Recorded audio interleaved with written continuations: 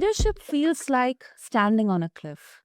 The wind of change hitting your face, the team behind you waiting for direction, and the world expecting you to know the next step. But imagine, listeners, what if true leadership today isn't about being the hero at the edge, but the architect behind the scenes, building trust, curiosity, and resilience from within the group? Listeners, welcome to today's episode of Mind Over Masculinity. I'm your host, Sana, and my guest today, Daria Rudnik, calls herself a team architect. She's an executive coach, author of Clicking, and someone who has helped teams across continents lead through overload, disruption, and the chaos of change. So, today for this episode, we are going to dive deep into what leadership really looks like in this age of uncertainty, where leaders are no longer the saviors of success, but they are the facilitators of collective intelligence. So, Daria, welcome to the show, and I'm really, really excited for this conversation. Thank you, Sana. Thank you. It's great to be here. Thank you. Superb, superb. So, Daria, let's begin with the myth here. Now, and it's I also be very frank. This is something I also used to believe until unless I saw some great examples out there who are actually defying. I can kind of say stereotypes or these preconceived notions. Particularly around a leader. That we have been conditioned to see them as heroes. Often male, decisive, larger than life, aggressive, strong willed, strong headed, and all that. But in today's complex work environments, is that model outdated or even harmful? I mean, that is a great question. And I agree with you. Many people perceive leadership as something that's filled with masculinity, Hmm. heroic behaviors. I used to teach leadership to undergraduate students in the university. And when I ask them, okay, what are the main characteristics of a leader? Most of them saying that they are like either heroic, courageous, brave, decisive, dominant, and things like that. Hmm. And at some point, maybe sometimes it was true. And it's sometimes today, it can also be true. But the thing is that it should never be the only or the main role that leader takes. In most cases, in today's world where things are rapidly changing and everything's evolving and there's so multiple demands, leaders experiencing multiple demands from various sources, the stakeholders expect great results and amazing performance. Clients want superb service. Uh, Regulators and governments, they apply new rules. Team members, they expect to be motivated, engaged. They want clear goals. They want better work processes. Everyone, and all of that is expected from one person. And that's why today I see so many leaders much more overloaded, and it's like this even increasing within the last 10 to 15 years. So I do believe that this role model of heroic leader is outdated. The the era of heroic leadership is gone. Now it's time for empowered teams. I absolutely agree with you. Absolutely agree with you because and especially as women, we have both seen how strength it gets mistaken for control. But I think the real strength, it is allowing others to rise beside you, not beneath you. It is a huge mindset shift. It is a huge mindset shift. Maybe we have barely scratched the surface here, but I think this is the need of the hour because still, I think this particular um, archetype of hero or protector or fixer or kind of masculine archetypes, they are still prevalent. Yeah, and again, both with male and female leaders. Female leaders do try to be the heroes and kind of uh, Yes. share the same stereotype. Yeah. Yes, yes, yes. Yeah. And how do you help leaders, especially men, unlearn this savior instinct, without feeling like they're losing their power. Because it can be inherent, it can feel like, okay, so you're asking me to tone down my masculinity? You're asking me to become softer? How do you help them? Especially. Uh, yeah, well, that's a great question, and it all starts with like shifting the perspective because pretty often have conversations. Mm. How often do I need to have like my one-to-ones with a team? How should I build like how should I structure communication with my team? So they're basically asking, are they like they're asking me, or they're asking their colleagues, or they're asking their leader, they're asking for advice how they need to change things. And what I say instead, okay, what do they think? How do they want it? Mm. And strangely enough, the answer, like most often, the answer is, I don't know, I've never asked them. So the idea that you don't have to solve it all on your own. You don't have to have all the answers. You can co-create this with the team. Somehow it doesn't come to their mind. It doesn't occur to them that they can do that. But once they do realize that they don't have to do it on their own, they feel first relieved, but then you're ready to say, how do I maintain control?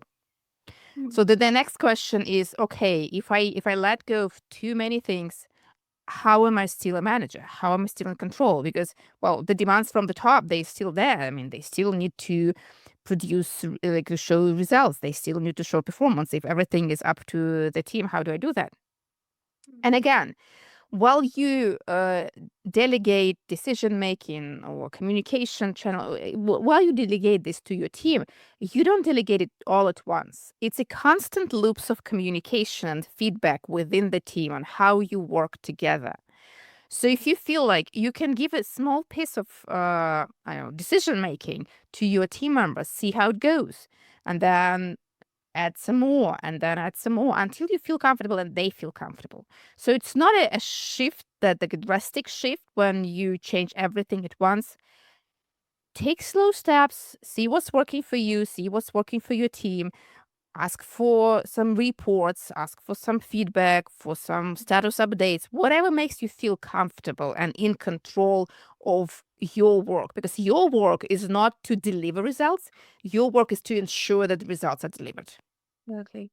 I think that's the most important distinction here. And another, I think, aspect that you very well highlighted here is kind of the relational empathy here. That constant, because delegation is not an overnight exercise. It is a constant, because you have to first you know build up that relation with your team members, guiding them, mentoring them, feedbacks, constructive feedbacks, of course. And also, I think, is if there is any feedback for me as well, because not only I am here to give you feedback, but I would also love your feedback, and your opinions. I mean, basically, your voice, you are a part. That's why you matter here. You are heard, you are seen here. Mhm. um and I think this is also such a relevant question, Daria, that right now we are surrounded by uncertainties, leaders that are surrounded by uncertainties. We have seen, you know, some huge global shifts, whether it's economic crash, or it's pandemic, or it's the AI boom here. And you often talk about leaders becoming facilitators rather than controllers. Now, in such high pressure situations, let's say during a crisis or a sudden market shift, um, I believe there is still an expectation, especially on male leaders, to take charge and fix everything. So, um, what's your thought on this? Is this still there, or there is some shift in this perception? That is a great question, and I write about a few stories about that in my book, Clicking, sharing how that can be handled differently. Well, the thing is, and I've seen some big transformational projects failing because of leaders thought that they need to solve everything, they need to be in control of everything. Well, they can't. Again, there's so many things going on. What they can be is control. They need to be in control that like everyone gets like enough information. Everyone is on the same page. That's the most important thing.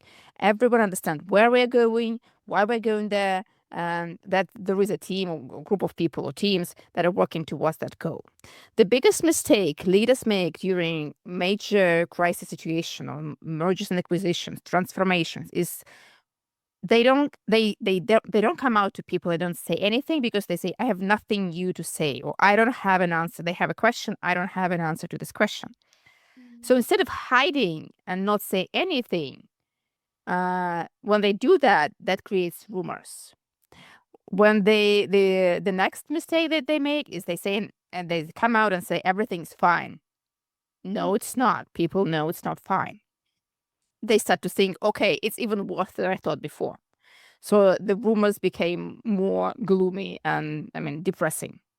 So what they should be doing instead, they come out and say, hey, I don't have all the answers, but here is what we're doing to get those answers. Here is what we're doing to solve our problems, to come through the situation together. Here is why we're doing here. Here is why we're doing it, and here is how we're doing it. We're not there yet, but the process is under control. So that's what they should be saying instead of trying to fix it all by themselves. And I've seen situations where like leaders like that actually, I mean, failed in transformation. I was witnessing um, was not successful merge where a leader was trying to solve all the problems. Unfortunately, the leader was replaced, and um, unfortunately, the leader was replaced, yes, and there were a lot of consequences of hiding and not speaking to people. However, I saw completely different situations where a leader comes to people and say, hey, we're going through these difficult times, but we're going to do that together. You can come up to me. You can ask me any questions. Here is like my doors are open for you. Here is what we're doing to solve the situation. Here is what help I need from you. And it was fine. It was a big crisis in the bank. And like, no, we haven't lost a single person because we're very transparent, very open in how the situation is evolving. Hmm. I think that is something, it kind of instills the trust and confidence. It is not about that, um, as a leader, I have answers to all the questions, I have solutions to all the problems, but at least I'm in a place where, we together can figure out a solution for that problem.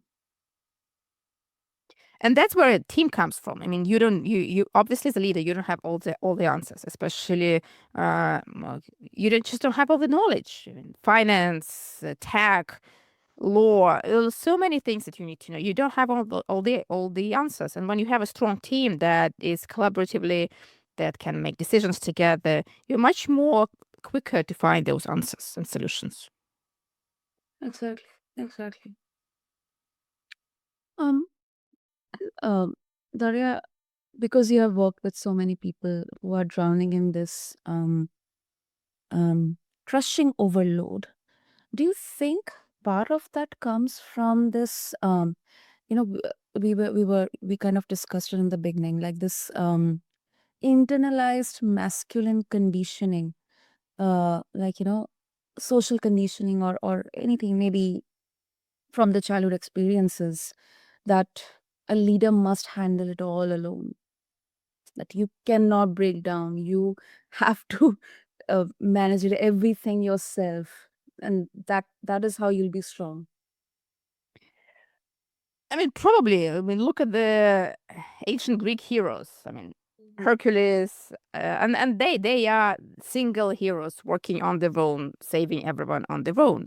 Oh, But again, the world is changing, the leadership is changing, and the challenges we're facing now are much more complex. So to face those complex challenges, you need uh, a team. You need more complex leadership.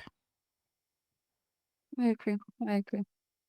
I agree. And I think that is exactly what evolution looks like. And it's not just um, the entire world, but at a personal level as well. That because the times are changing, what may have could have been relevant 5 years or 10 years back is not relevant right now. So I think that is something which it's like a constant learning that gives us that clarity and direction, that okay, this is something that I need to imbibe. And also one more, kind of, it's kind of because it's related to the field of your work, especially with AI.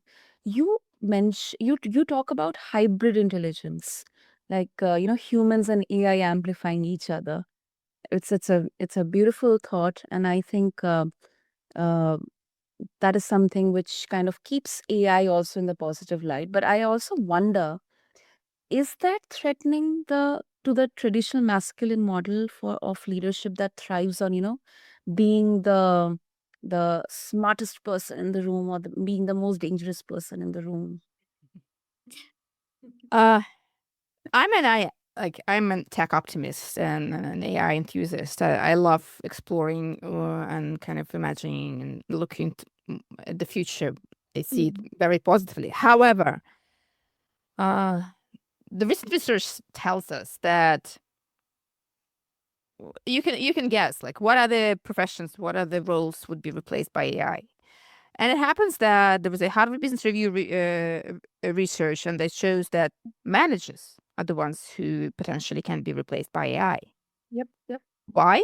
Because like things like setting up tasks, setting up goals, controlling execution, creating project plans, all of that AI can do better than humans, or at least at the same level as humans. You don't need a human manager to delegate and control. But what AI cannot do is AI cannot teach this human AI collaboration. AI cannot teach human to human collaboration. AI cannot coach people, uh, build culture within the team, build a very strong team. And by human, by that I mean leaders need to switch from delegation and control mode to facilitating meaningful conversations and including AI into those meaningful conversations so that people do not use AI as a replacement for their brain, but they kind of use AI outputs to enhance their results.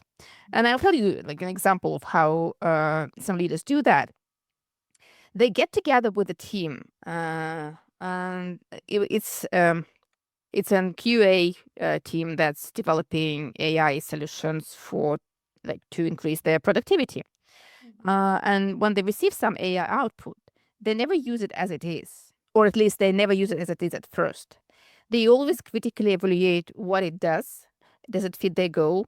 Does it fit the criteria that they agreed upon?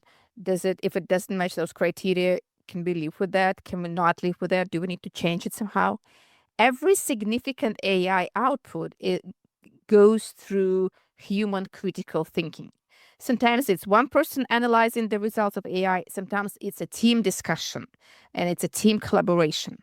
And surprisingly, when they started like having those conversations around AI outputs, when they started to critically evaluate and discuss the results, well, first of all, they became more clearer on what is it that they want AI to produce, and they became more clearer on the purpose uh, of the job.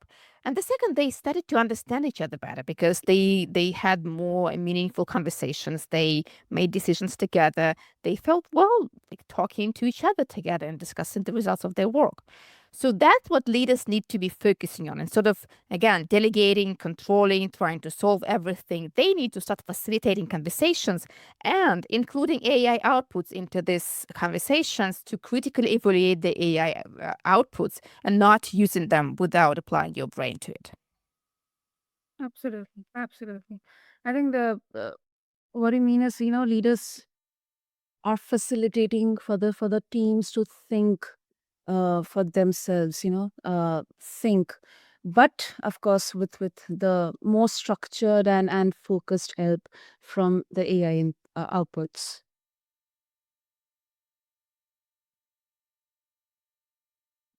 And also, I think this is such a relevant question once again, and this is more of the current, workforce that we are seeing now.